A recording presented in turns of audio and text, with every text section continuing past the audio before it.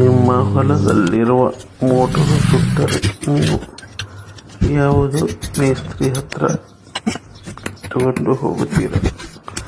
ಆದರೆ ಈ ಹೆಣ್ಣು ಮಗಳು ನೋಡಿ, ತನ್ನ ಸ್ವಂತ ಶ್ರಮದಿಂದ ಹೇಗೆ ಮೋಟರನ್ನು ರಿಪೇರಿ ಮಾಡುತ್ತಿದ್ದಾಳೆ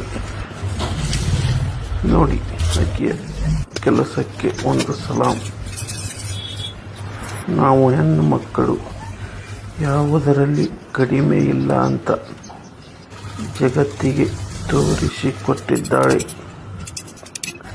ನೋಡಿ ಅವಳ ಕೆಲಸವನ್ನು.